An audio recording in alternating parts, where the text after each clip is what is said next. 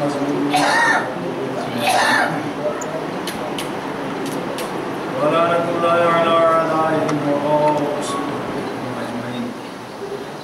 أما بعد فقد قال إمام صادق عليه السلام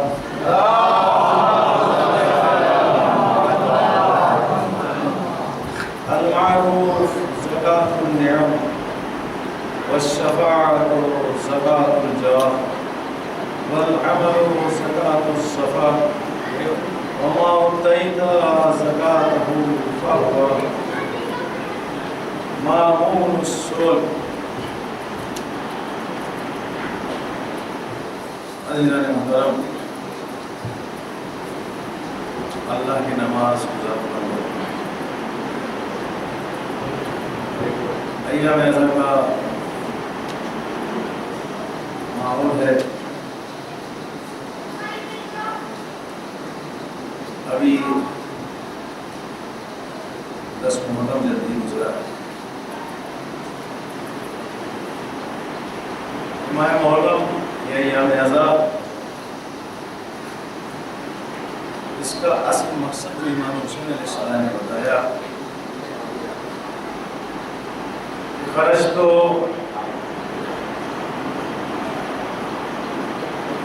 میں مدینہ چھوڑ رہا ہوں لِإِصْلَاحِ أُمَّةِ جَدِّي، اپنے نانا کی امت کی اصلاح کے لیے، یعنی امر بالمعروف اور نہی عن المنکر. اصلاح کا مطلب یہ ہے علیہ السلام سماج میں، معاشرے میں جو بھی کمیاں ہوں، جو بھی خامیاں ہوں، ان کے اوپر انگشت نمائی کرنا، لوگوں کو بتانا کہ ہمارے ماحول میں، ہمارے سماج میں، ہمارے رہن میں، ہمارے شہر میں یہ کمی ہے اور ان کمیوں کو دور کرنا ہماری ذمہ داری ہے. اگر ہم امام حسین علیہ السلام کو چاہتے ہیں اور تہہ دل سے محبت رکھتے ہیں، صرف یہ نہیں کہ عزاداری کر لیتے ہیں رسم و رواج سمجھ کے، صرف اس لیے نہیں کہ ماتم اور مجلس کر لیتے ہیں رسم و رواج سمجھ کے، گھر پہ فرش ازا اس لیے بچھاتے ہیں کہ دادا کے زمانے سے مجلس چلی آ رہی تھی، مجبور ہیں مجلس کرنا، نہیں کریں گے تو لوگ ہنسیں گے. نہیں، اگر آپ کے دل میں حسین کی محبت ہے تو صرف حسین کی شہادت نہ بڑھی جائے بلکہ مقصد شہادت وہ زیادہ ہے. صرف اس لیے نہیں کہ امام حسین علیہ السلام شہید ہوئے کربلا کے میدان میں، بھوکے تھے، پیاسے تھے، یہ مظلومی تھی. نہیں، آپ یہ دیکھو کہ اتنا ظلم سہا کس لیے. صرف ظلم کو نہ دیکھو، اتنے بڑے بڑے جو ظلم سہے وہ کس لیے سہے. 3 دن کا بچہ، 6 مہینے کا بچہ، 4 سال کی بچی، 2 سال کے بچے، تاریخ کے اعتبار سے تقریباً 38، 40، 64 بچے، یہ ساری گنتی بتائی جاتی ہے. اتنے سارے بچے 3 دن کی بھوک و پیاس، اور حسین دیر کیسے رہے تھے؟ کیا گزرا اس کے، وہ تو اہم ہے ہی، لیکن اس سے زیادہ اہم ہے کہ یہ جو کچھ گزرا حسین نے سہا کیوں؟ اتنے مسائل، اتنے ظلم، اتنے تشدد کس بات کے لیے حسین نے برداشت کیے؟ صرف اس لیے کہ حسین کی بیعت نہیں کریں گے، اور یزید کی بیعت نہیں کریں گے، صرف اس لیے نہیں. لِإِصْلَاحِ أُمَّةِ جَدِّي، اپنے نانا رسول اللہ کی امت کی اصلاح کے لیے. اس اصلاح میں صرف انکار بیعت نہیں تھا، بلکہ اس وقت کا سماج، ماحول، معاشرہ اتنا بگڑ چکا تھا کہ امام حسین علیہ السلام کو قربانی دینا ضروری تھی.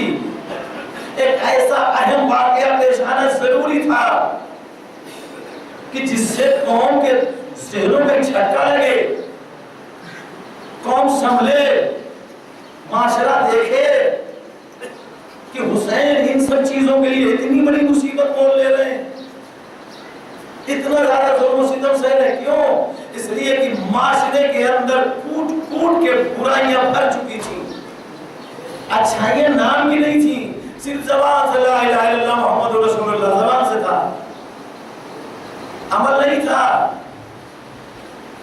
ایک عجیب و غریب کرب بے چینی کا ماحول تھا، نام کے مسلمان رہ گئے تھے، حاکم وہ تو چاہ ہی رہے تھا کہ اسلام کو مٹایا جائے، لیکن کبھی کبھی دشمن کے لباس میں نہیں آتا، دشمن کے چہرے کے ساتھ نہیں آتا، کبھی کبھی بہت بڑا آپ کا دشمن آپ کا دوست بن کے آتا ہے۔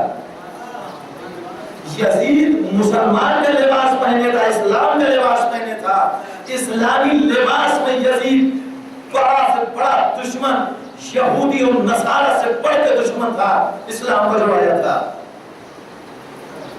معلوم ہے یزید کا بات کیا کر رہا تھا؟ رسالت مار کی وفات کے بعد جب خلافت دوسرے لوگوں میں بٹوارا ہو گیا تو حضرت حمزہ کہ جو جنگ احد میں شہید ہوئے، جن کا کلیجہ ہندا نے چبایا تھا، ان کی قبر کے اوپر جاتا تھا اور ایڑیاں لگاتا تھا قبر سے اور کہتا تھا کہ حمزہ دیکھ تیرا بھتیجا اس وقت حاکم ہے، میرا بیٹا۔ اور جب اہل حرم اسیر ہو کے کربلا سے شام گئے ہیں تو یزید کا پہلا جملہ تھا کہ کاش آج میرے احد کے آبا و اجداد جو احد کے میدان میں علی اور حمزہ اور ان لوگوں کے ہاتھوں جو قتل ہوئے، کاش آج ہوتے اور دیکھتے کتنا خوش ہوتے کہ میں نے ان کا بدلہ لے لیا ہے۔ احد کے لوگ کون تھے؟ رسالہ مآب کے مقابلے میں جو آئے تھے سب کے سب کافر تھے۔ یزید علنی طور سے اپنا رشتہ ان کافروں سے جوڑ رہا تھا، آج مسلمان یزید کو رضی اللہ کہہ کے رسول اللہ سے رشتہ جوڑ رہا ہے۔ اب دیکھیے ستم ظریفی کتنی ہے تاریخ، 1400 سال بعد آج ترقی یافتہ زمانہ ہے، ٹیکنالوجی کا زمانہ ہے، جھوٹ اور سچ 2 منٹ کے اندر پتہ چل جاتا ہے، اس کے باوجود آج بھی لوگ ساری دنیا کی آنکھوں میں دھول جھونکنے میں جٹے ہیں۔ ایک وہ یزید جو اپنی زبان سے اپنا رشتہ احد کے کافروں کے ساتھ جوڑ رہا تھا، آج کا مسلمان یزید کا رشتہ رسول اللہ سے جوڑ رہا ہے۔ کیسا کرب بے چینی کا ماحول تھا۔ امام حسین علیہ السلام نے ان کا جو مقصد تھا، جو اتنی قربانیاں دی، جو اتنے مسائل سہے، آپ اس کا پس منظر دیکھو کس مقصد کے لیے حسین نے اتنی بڑی بڑی قربانیاں دی۔ 71 کے لاشیں اٹھانا آسان نہیں تھا۔ اب یہاں کی قوم کے اوپر کوئی خدا نخواستہ مصیبت پڑ جائے، 2-3 اگر شہید ہو جاتے ہیں، ایک ہنگامہ ہو جاتا ہے، اس مسئلے میں 2-3 ہم نے شہادتیں دی، حسین اکیلے 71 کے لاشیں اٹھائے ہیں اور اپنے ملا کے 72۔ سوچو کیا تھا مقصد، کیا تھا؟ صرف اور صرف مقصد یہ تھا کہ معاشرہ بگڑ چکا تھا، قوم گمراہ ہو چکی تھی، مسلمان ایسے راستے کے اوپر تھا کہ نام کا تو اسلام تھا لیکن راستہ جہنم کی طرف جاتا تھا۔ حسین نے اس قوم کی اصلاح کے لیے اتنی بڑی قربانیاں دی ہیں۔ اگر آج ہم مجلس میں بیٹھتے ہیں تو صحیح ہے حسین کے اوپر گریہ کرنا، ایک آنسو ہماری بخشش کے لیے کافی ہے، ایک آنسو کے عوض میں جنت ہلکی پڑ جائے گی اگر توڑا جائے، لیکن یہ بھی دیکھو کہ حسین جس مقصد کے لیے قربانی دے رہا تھا وہ مسائل و ظلم سے بڑی چیز ہے۔ آپ کیا کر رہے ہو؟ حسین کا فرشہ بچھاتے ہو، روتے ہو، غم مناتے ہو، کیا آپ وہ کام کر رہے ہو جو حسین چاہ رہے تھے؟ ہماری سب کی الگ الگ ذمہ داری ہے۔ اگر ہمارے معاشرے میں، ہمارے قوم میں، ہمارے درمیان کسی کے درمیان بھی اگر کوئی برائی دیکھتا ہے، اس کے اوپر ہم رہنمائی کرے، ٹوک کے کہے، سمجھائے اس کو۔ خاص طور سے محرم کا زمانہ، جو فرش ازار، جو مجلسیں جناب حسین نے دی ہے، کیوں دی ہے؟ اس لیے دی ہے کہ پوری دنیا میں کسی بھی قوم کے پاس وہ یونیورسٹی نہیں ہے، وہ کالج نہیں ہے، وہ درسگاہ نہیں ہے جو زینب کبریٰ نے یزید کے دربار میں جس یونیورسٹی کی بنیاد رکھی تھی۔ جب مجلس ہوتی ہے اس طرح کے لوگ ہوتے ہیں، اس میں ایک مزدور بھی بڑھتا ہے، اس میں ایک اسٹوڈنٹ کالج اور یونیورسٹی کے لڑکے بھی ہوتے ہیں، اس میں انجینئر بھی ہوتے ہیں، ڈاکٹر بھی ہوتے ہیں، بیان کرنے والا ایک، بیٹھنے والے 1000 قسم کے لوگ، لیکن مجلس ختم ہونے کے بعد آپ ایک سروے کر لو، جتنے بھی لوگ ہوں گے ہر ایک کی سمجھ میں ایک نہ ایک بات آ گئی ہوگی۔ آپ سوچو کسی بھی کالج میں، کسی بھی کلاس میں ایسی پڑھائی ہوتی ہے کہ جہاں پر مختلف قسم کے لوگ ہوں، مختلف تعلیم کے لوگ ہوں، مختلف عمر کے لوگ ہوں، مختلف فکر کے لوگ ہوں، کتاب ایک پڑھائی جائے، لیسن ایک پڑھایا جائے اور سب کی سمجھ میں کچھ نہ کچھ آ جائے، ہو ہی نہیں سکتا۔ یہ صرف ذہنت کا معجزہ ہے جو فرش اعلیٰ کے اوپر ممبر پہ ذاکر ایک بولتا ہے، عالم ایک بولتا ہے، مطالب ایک ہوتے ہیں، انجینئر بھی کچھ نہ کچھ لے کے جاتا ہے، جاہل بھی کچھ نہ کچھ لے کے جاتا ہے، اسٹوڈنٹ بھی کچھ نہ کچھ لے کے جاتا ہے۔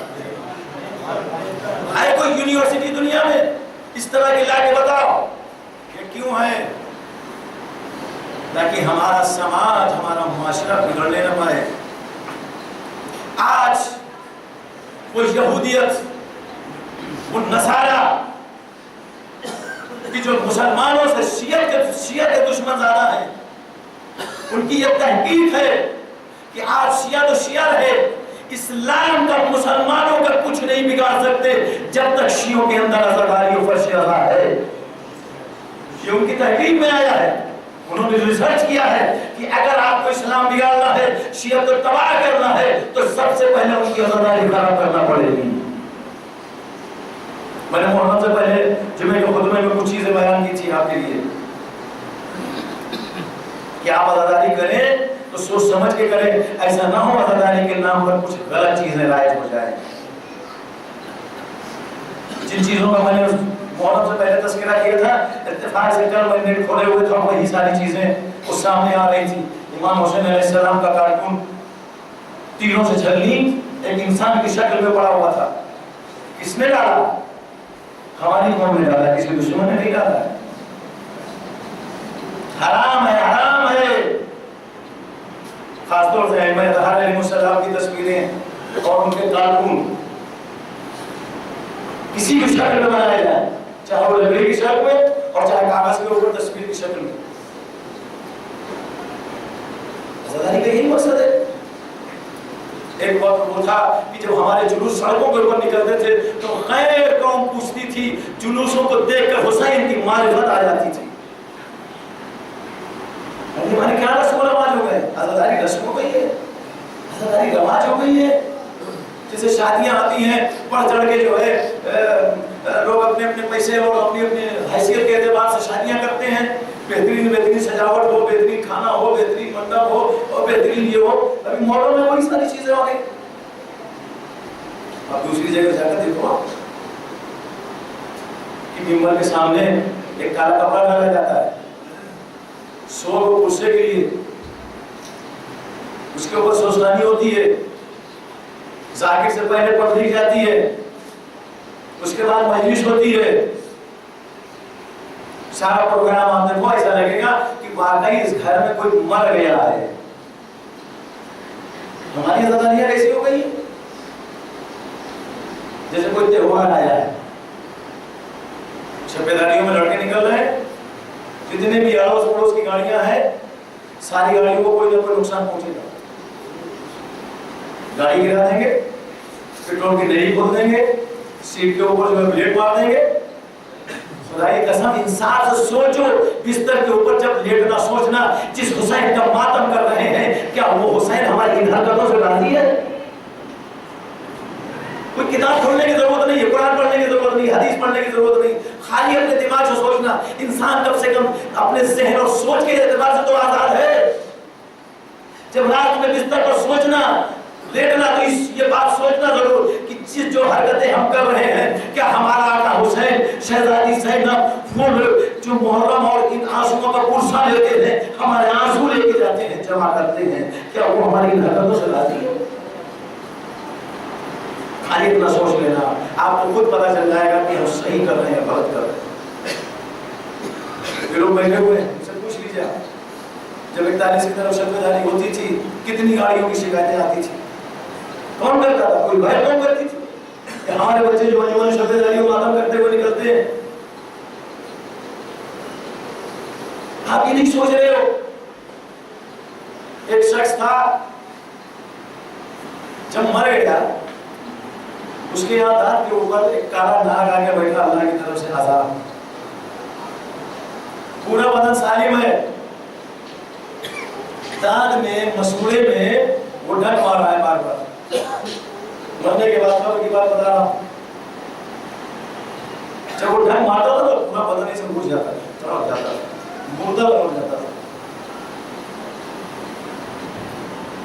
کیسی خبر خود گئی اس کی، پورا بدن سالم تھا، لوگوں نے دیکھا لاش رکھی ہوئی ہے، کفن خراب نہیں ہوا ہے، لاش خراب نہیں ہوئی ہے، لیکن اس کے منہ کے اوپر ایک سانپ بیٹھا ہوا ہے جو اس کے دانت میں مسوڑے پر ڈنک مارتا ہے۔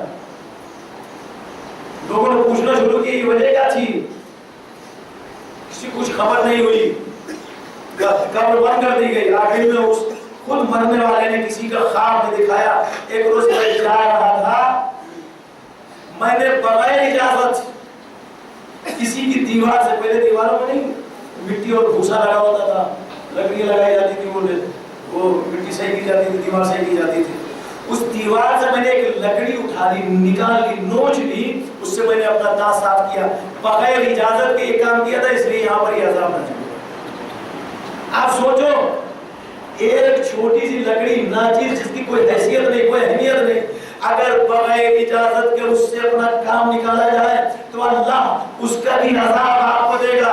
محرم کے مہینے میں عذاب نہ جانے کتنی گاڑیوں کو اور کتنی چیزوں کو نقصان پہنچاتے ہیں، حسین راضی ہوں گے؟ اللہ عذاب نہیں دے گا تمہاری عزاداری کی وجہ سے؟ بھائی یہ دیکھو تمہاری حرکتیں کیا ہے۔ چھٹے امام نے ایک مرتبہ خطبے میں بیان کر دیا،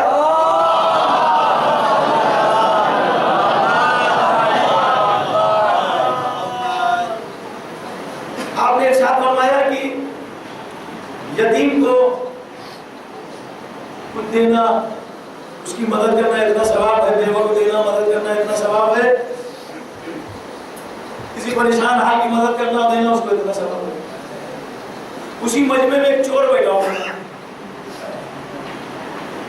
چور اٹھا وہاں سے، جب پروگرام ختم ہو گیا چور اٹھا، باہر گیا، ٹھیلے کے پاس کھڑا ہوا، اس سے بھاگا، پوچھا، اس کی نظریں بچی، اس نے 2 سیب اٹھا لیے، جیب میں رکھ لیے،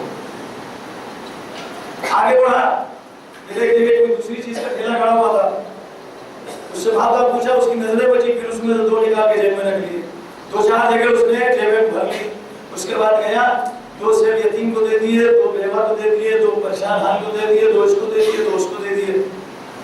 امام کا ایک صحابی نے اس کو دیکھ لیا تھا تو اس کے پیچھے پیچھے لگ گیا تھا، جب وہ سارا کام اس کر چکا، واپس آنے لگا تو صحابی نے پوچھا کہ تو نے حرکت کیوں کی؟ سیدھا سیدھا حساب ہے یار، ایک چوری کریں گے 1 گناہ، ہم نے 3 چوری کی 3 گناہ۔ لیکن امام نے کیا کہا، اگر کسی یتیم کو سہارا دے کے، یتیم کی مدد کے، کم سے کم 10 گناہ تو ملے گا، 10 وہاں پر 10 وہاں پر 10 وہاں پر، 3 نیکیاں کی 3 برائی کی، تو 30 ہم کو نیکی مل گئی اور 3 ہم کو گناہ مل گیا، 30 میں 3 نکال تو پھر بھی ہمارا بینیفٹ ہے 27 تو ہمارے پاس ہے نا۔ تو صحابی نے کیا کہا کہ تو نے امام کی بات سمجھی نہیں، تو یہ جو نیک کام کر رہا ہے اس کی بنیاد کیا ہے؟ تیری خود کی کمائی یا چوری اور ڈکیتی کا مال؟ جب بنیاد صحیح نہیں ہوگی تو وہ 30 کا 3 بھی نہیں ملے گا۔ بھئی یہ 30 تو تب ملے گا جب تیری کمائی ہوگی، حلال کا مال ہوگا۔ چوری کر کے لے گا تو 30 تو ملے گا نہیں، یہ 3 تیرے کھاتے میں پہلے سے لکھ دیا جائے۔ آج کل کا عزادار کیا سوچتا ہے، ایک رات شب بیداری کر لی، جنت ہمارے اوپر واجب ہو گئی، اب جنت واجب ہونے کے بعد ہم کچھ بھی گناہ کرتے چلے جائیں، کیا فرق پڑتا ہے؟ اور ہو سکتا ہے کچھ نعمتیں کم ہو جائیں گناہ کی وجہ سے، لیکن جنت تو بہرحال ملے گی۔ بنیاد آپ کی کیا ہے؟ نیکیوں کی، شب بیداریوں کی، انجمنوں کی بنیاد کیا ہے؟ کبھی کبھی کام دیکھنے میں اچھا ہوتا ہے لیکن اس کے پس پردہ اس کا جو مقصد ہوتا ہے، اس کی جو جڑ ہوتی ہے، اس کی جو بنیاد ہوتی ہے، وہ باطل کے اوپر ہوتی ہے۔ کلمۃ حق یراد بہ الباطل، مولا کائنات نے جنگ صفین میں یہ کہا تھا کہ کلمہ حق ہے،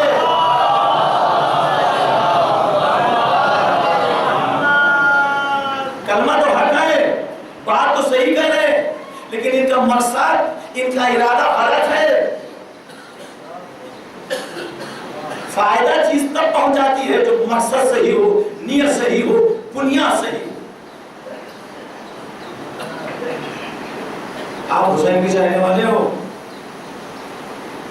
کوئی ایسا کام نہیں کرو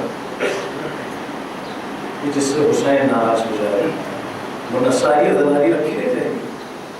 اس سارے جتنے بھی ثواب سنتے نا، اس ثواب سو رونے کا یہ ثواب ہے، وہ فرش رضا کا ثواب ہے، سارا رکھا کا رکھا میں رہ جائے گا، پلس میں نہیں مائنس میں چلے جاؤ گے۔ ثواب ملتا ہے کہ حسین کی رضایت کی وجہ سے، حسین خوش ہوگا، خدا خوش ہوگا تو سب کچھ ملے گا۔ جب تمہاری حرکتوں سے خدا اور حسین خوشی نہیں ہے، ملے گا کہاں؟ کیا ملے گا تم کو؟ آپ گھر کے اندر کوئی بچہ ہے، ایسی حرکتیں کرے کہ ماں باپ مستقل اس سے ناراض ہوتے رہے، ماں باپ مستقل اس کے اوپر ناراض ہوتے رہے، غصہ ہوتے رہے، اور اس کے بعد امید یہ رہے کہ ماں باپ کو یہ لا کے دیں گے، یہ لا کے دیں گے، یہ لا کے دیں گے۔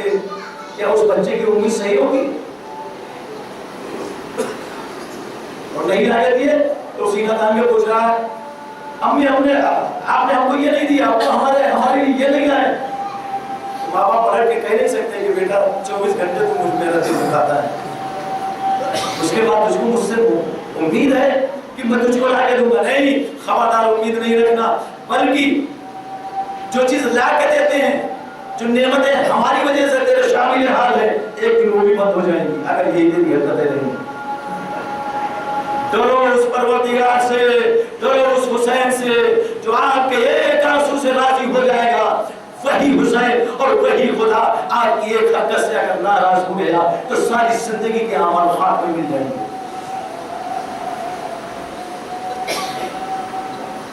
امام صادق علیہ السلام ارشاد فرماتے ہیں،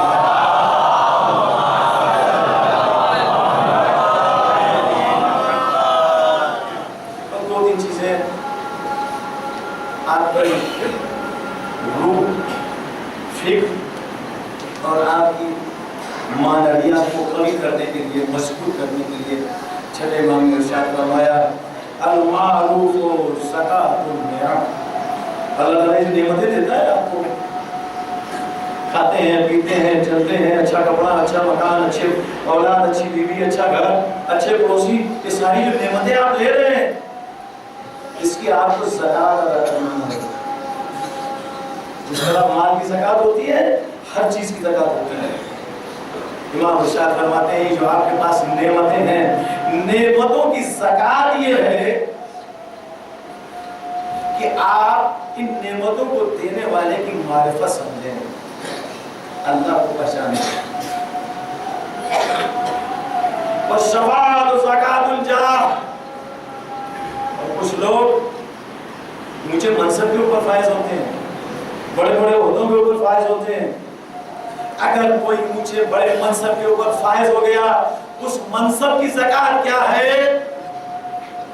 تمہارے منصب اور عہدے سے متعلق اگر کوئی پریشان حال ہو، اس کی شفاعت کرو، سفارش کرو، اس کی مشکل حل کرو، یہ تمہارے منصب کی زکوٰۃ ہے۔ والعمل زکوٰۃ الصفات۔ اور کامیابی کی زکوٰۃ کیا ہے؟ اگر اللہ نے آپ کو کسی جگہ پر کامیاب کیا ہے، کسی کام میں، کسی چیز میں، کسی بھی مسئلے میں، کامیابی اس کی زکوٰۃ ہے، آپ عمل کرو۔ اگر عمل نہیں ہے، یہ کامیابی بڑی جلدی چلی جائے گی۔ اس کے بعد امام ارشاد فرماتے ہیں، یعنی وعدہ ہے امام کا، وَمَا أَتَيْتَ زَكَاةَهُ فَهُوَ مَأْمُونُ السَّائِلِ۔ اگر وہ شخص کہ جس کے اوپر جس چیز کی بھی زکات تھی اگر اس نے اس زکات کو ادا کر دیا ہے تو پھر امان میں ہے، پھر اس سے وہ چیز چھینے گی نہیں. یہ ایمان کا وعدہ ہے. بسم اللہ الرحمن الرحیم. والعصر ان الانسان لفی خسر الا الذین آمنوا وعملوا الصالحات وتواصوا بالحق وتواصوا بالصبر.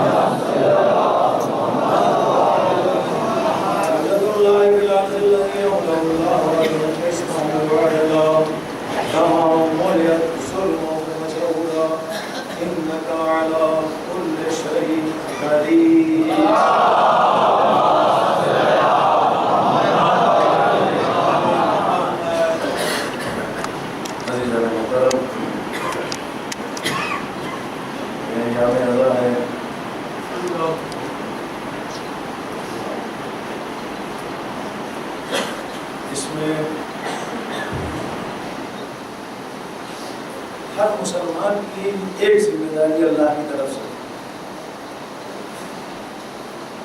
لیکن سیان اہل بیت کی ذمہ داری اللہ کی طرف سے دوہری ہے. وَمَا خَلَقْتُ الْجِنَّ وَالْإِنسَ إِلَّا لِيَعْبُدُونِ. اللہ نے ہر انسان کو اس لیے پیدا کیا ہے وہ اس کی عبادت ہے، اطاعت ہے.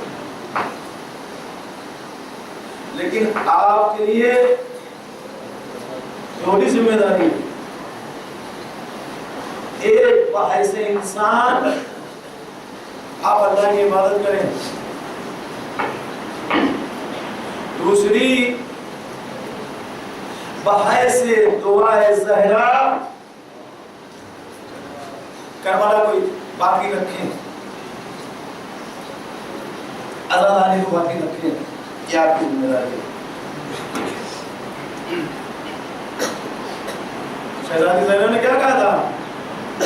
جب پورا کربلا کا واقعہ سن لیا، بابا جب میرا بیٹا شہید ہوگا تو آپ ہوں گے؟ کہا نہیں، علی کا نہیں، ہاں کہا نہیں، حسن۔ بابا میرے بچے میں روئے گا کون؟ تو رسالت مآب نے کیا کہا؟ حضرت جبریل آ کے اللہ کا پیغام دیا، اور وہ پیغام رسول اللہ نے اپنی بیٹی کو سنایا، بیٹی پریشان نہیں ہونا، اللہ کا وعدہ یہ ہے کہ وہ ایک قوم کو پیدا کرے گا۔ یہ ساری چیزیں آپ کے سامنے ہیں۔ تو زہرا کی دعا کی وجہ سے آپ شیعان حیدر کرار جو ہو، آپ کے اوپر دوہری ذمہ داری ہے۔ ایک ذمہ داری عبادت اور اطاعت الہی، اور دوسری ذمہ داری عزاداری کو قیامت تک، قیامت سے ملا دینا، یہ آپ اور آپ کی نسل کی ذمہ داری ہے۔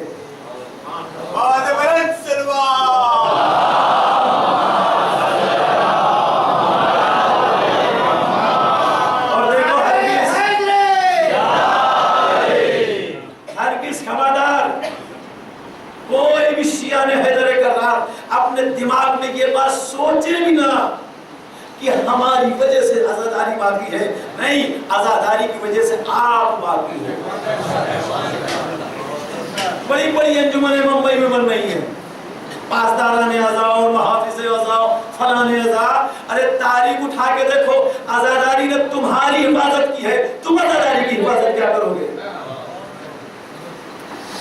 اس زینب کی دعا اس میں شامل ہے، رسول اللہ کا وعدہ ہے، اللہ تعالیٰ کا وعدہ ہے، زہرا کی دعا ہے، زینب کی دعا ہے، حسین کا مقصد ہے، ان کے آگے تمہاری حیثیت کیا ہے؟ تم عزاداری کی حفاظت کرو گے، تم اپنی ذمہ داری کو نبھا سکتے ہو۔ پوری دنیا میں ایک بھی شیعہ اگر نہ ہو تو بھی عزاداری باقی رہے گی۔ آپ سیستانی سے کسی نے سوال کیا، کہا ایک بات بتائیے، اگر پوری دنیا میں کوئی بھی حسین کے اوپر نہ روئے اور عزاداری نہ کرے تو کیا ہوگا؟ معلوم آقا سیستانی نے کیا جواب دیا؟ جب انسان رونا بند کر دیں گے تو در و دیوار سے رونے کی آوازیں آنے لگیں گی، ملائکہ کے رونے کی آوازیں آئیں گی، جناتوں کے رونے کی آوازیں آئیں گی، وہ مخلوق کہ جن کو تم دیکھ نہیں سکتے ان کے گریہ اور بکا کی آوازیں آئیں گی۔ تم عزاداری کو سمجھتے کیا ہو؟ تمہاری وجہ سے عزاداری باقی ہے، نہیں۔ تاریخ اٹھا کے دیکھ لو، شیعہ حیدر کرار کو دیواروں کے اندر چنا گیا، گلے کاٹ کے جو خون نکلتا تھا اس سے گارا بنایا جاتا تھا، مسالہ بنایا جاتا تھا، اس سے دیوار اور محل بنائے جاتے تھے۔ شیعوں کو کس طریقے سے ڈھونڈ ڈھونڈ کے مارا گیا، آج اتنی بڑی تعداد پوری دنیا میں موجود ہے۔ کوئی بھی دنیا کا ایسا کوشہ نہیں ہے، ایسا کونا نہیں ہے کہ جہاں کے اوپر حسین کا نام نہ لیا جاتا ہو۔ یہ کیوں؟ تمہاری وجہ سے، تمہاری تو بساط بھی نہیں تھی، ان حکومتوں کے سامنے تم سر اٹھا کے بات کرو، اپنے آپ کو شیعہ کہلانے کے لائق بنو۔ لوگ نام نہیں بتاتے تھے، تقیے کے عالم میں رہتے تھے کہ ہم شیعہ ہیں، لیکن آج اتنی بڑی تعداد جو باقی ہے کس کی وجہ سے باقی ہے؟ تمہاری نصیحت تھی؟ نہیں، یہ حسین کی وجہ سے باقی ہے، یہ زینب کی وجہ سے باقی ہے، یہ خدا کا جو وعدہ ہے اس کی وجہ سے باقی ہے۔ یہ گمان نہیں کرنا کہ عزاداری ہماری وجہ سے باقی ہے، ہمیشہ تم یہ سوچتے رہو ہم عزاداری کی وجہ سے باقی ہے، لہذا ہماری زندگی کا مقصد عزاداری ہے۔ میٹنگ عزاداری میں خبردار الٹا سیدھا مت کرنا، جو اس کی اصل شکل و صورت ہے اس کو اسی حال میں باقی رہنے دینا۔ حسین کے زمانے میں اسلام تھا، اصلی نہیں تھا۔ آج دشمن معلوم ہے کیا کر رہا ہے آپ کے بیچ؟ آپ کی طرح آپ سے بڑا عزادار بن کے آپ کے ساتھ شانے سے شانہ ملا کے کمانی کرتا ہے، زنجیر بھی کرتا ہے، ماتم بھی کرتا ہے، اور اس کے بعد عزاداری میں خرافاتیں لگاتا ہے۔ اتنی خرافات اس میں گزر دو، اتنی غلط چیزیں اس کے اندر رائج کر دو کہ 10-20-50 سال کے بعد جب نئی نسل آئے تو اس کو پتہ ہی نہ چلے اصلی عزاداری تھی کیا۔ اور کچھ اثرات آپ کو دکھ رہے ہیں، آپ خود اس کا تجربہ کر لینا۔ پہلے مجلس بعد میں شروع ہوتی تھی، فرش پہلے بھر جاتا تھا، آج مجلس ختم ہو جاتی ہے، سارا جوان طبقہ باہر کھڑا رہتا ہے۔